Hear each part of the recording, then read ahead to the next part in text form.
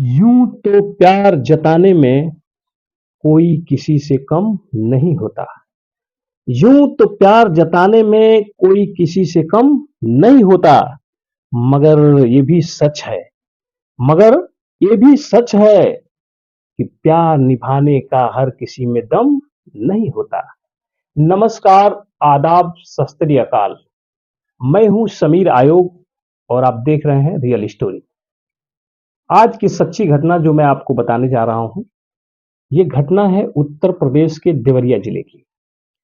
देवरिया जिले का एक कस्बा है गौरी बाजार, और गौरी बाजार के अंतर्गत एक चौकी आती है बैतालपुर।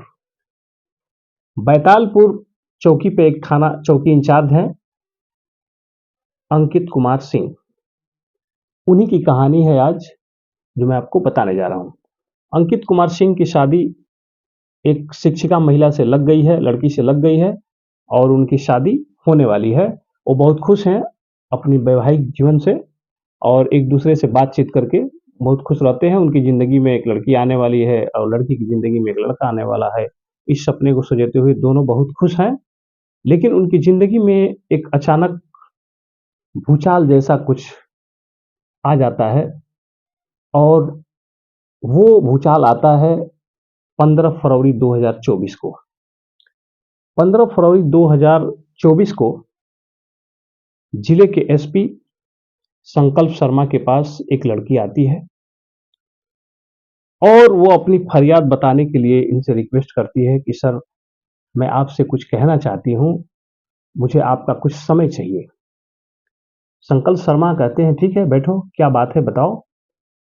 लड़की बताती है कि सर, मैं आजमगढ़ आरक्षी महिला आरक्षी पद पर तैनात हूँ और मैं यहाँ आपसे फरियाद करने आई हूँ कि जो बैतालपुर चौकी इंचार्ज अंकित कुमार सिंह हैं, उन्होंने हमारा शारीरिक शोषण किया है। 2019 में हमारी उनकी मुलाकात हुई थी। उस समय वो ट्रेनिंग में थे। हमारी जान पहचान उस समय हुई। हम लोग एक दूसरे से बातचीत भी करने लगे।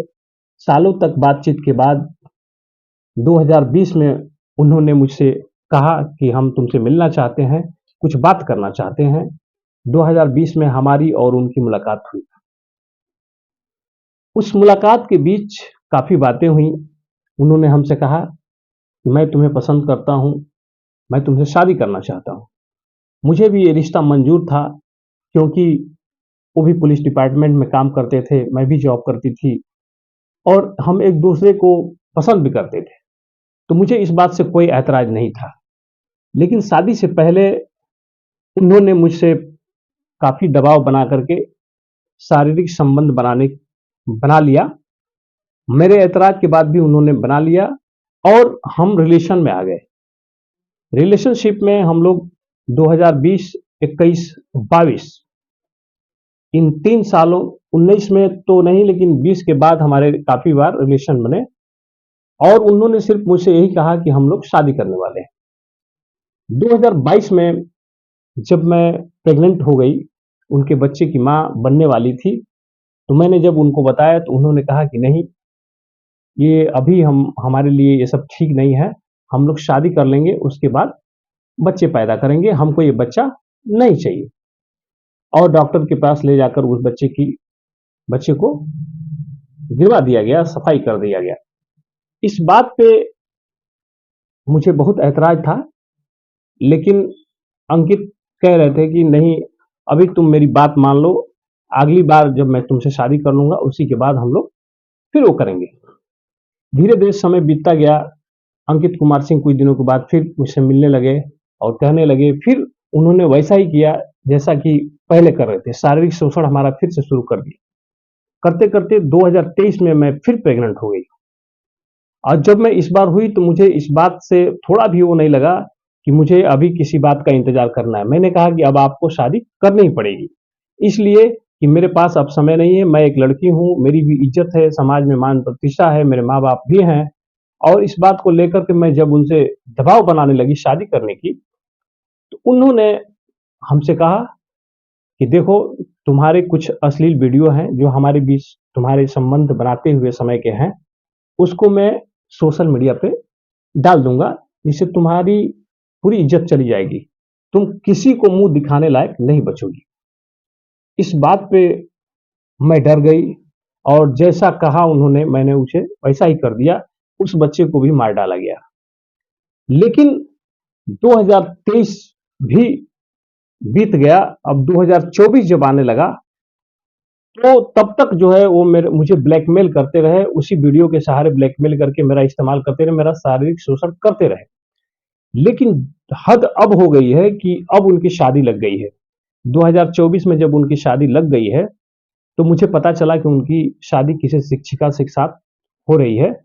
तब मैं आपसे ये फरियाद लेकर आई हूँ कि उन्होंने 3-4 सालों तक मेरा शारीरिक शोषण किया और मेरे साथ ऐसा अत्याचार किया। उसके बाद वो शादी मुझसे न करके किसी और से कर रहे हैं।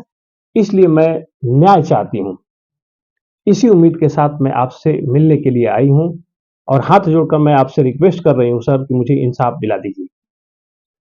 इस बात पर संकल्प शर्मा एसपी साहब ने सारी बातें सुनने के बाद उन्होंने कहा कि ठीक है, मैं देवरिया गौरी बाजार थाने को आदेश कर रहा हूं कि तुम्हारे मुकदमे को दर्ज करें और तुम्हारे साथ न्याय कराने की मदद करें।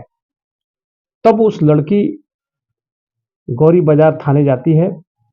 वहां उसका मुकदमा दर्ज होता है। अंकित कुमार सिंह के खिलाफ कई धाराओं में मुकदमा दर्ज किया जाता है, जिसमें पहला था 376 यानी बलात्कार, दूसरा था 313 यानी गर्भपात कराना महिला के बिना मर्जी का, तीसरा था महिला का अपमान, 323 महिला को चोट पहुंचाना, 504 महिला का अपमान करना और 506 धमकी देना, जान माल का खतरा। इन सभी धाराओं में अंकित कुमार सिंह के खिलाफ मुकदमा दर्ज हो चुका है। पुलिस जब उनको गिरफ्तार करने चौकी पहुंची है, तो अंकित कुमार सिंह वहां से फरार बताए जाते हैं। कर्मचारियों का कहना है, पुलिसकर्मियों का कहना है कि सर अभी थे, लेकिन पता नहीं किसका फोन आया और यहां से निकल गए। पुलिस उनकी तलाश कर रही है। आज नहीं तो कल वो गिरफ्तार जरूर होंगे।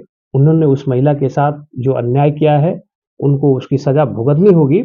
लेकिन वो जो शिक्षिका है, जो इनकी पत्नी बनने वाली थी, उसको अभी तक विश्वास है कि ये महिला शायद उनको फंसा रही है। ऐसा वो नहीं कर सकते हैं।